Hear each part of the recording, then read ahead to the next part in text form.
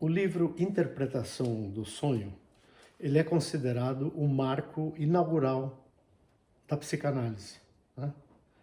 Por quê? Porque nesse livro Freud apresenta a tese de que o sonho é a realização disfarçada de um desejo inconsciente, utilizando um método de interpretação baseado nas livres associações do sonhador.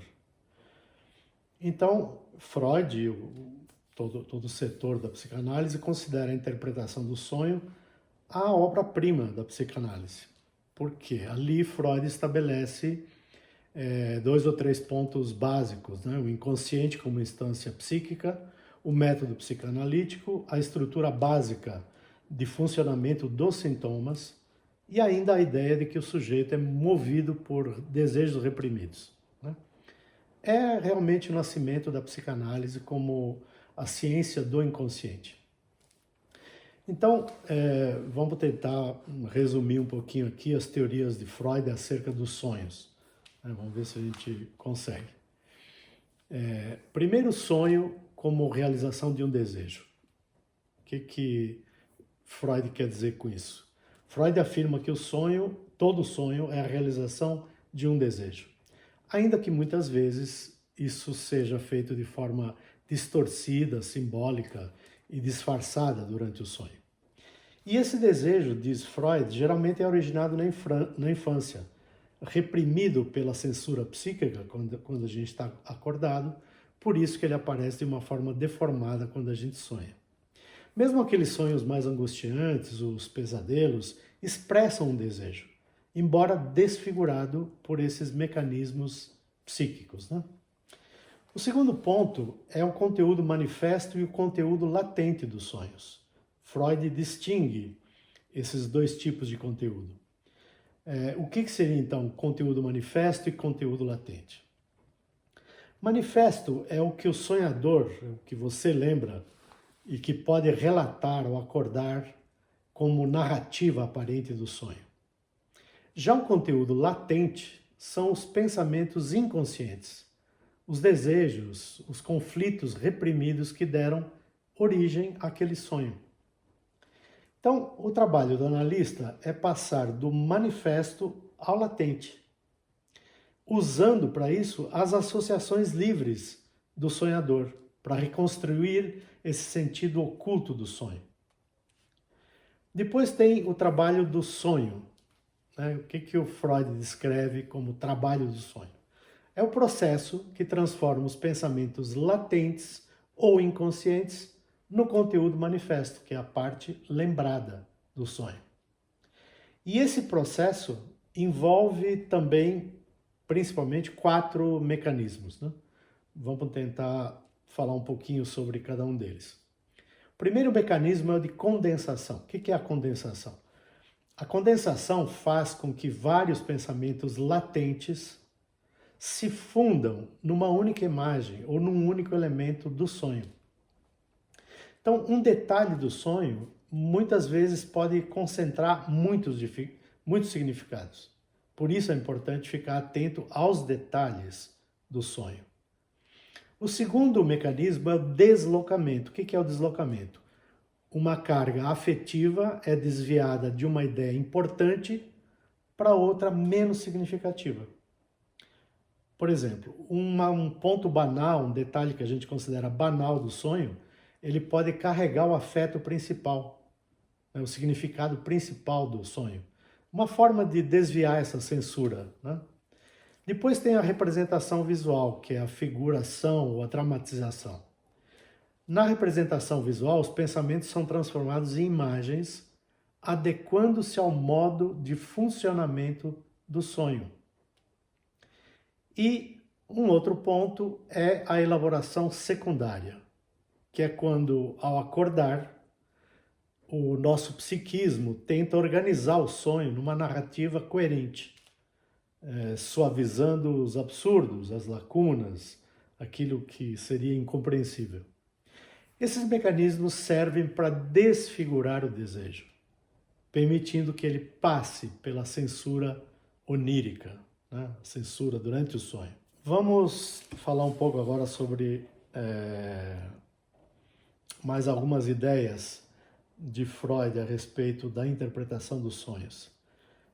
Vamos falar da censura e o papel do pré-consciente.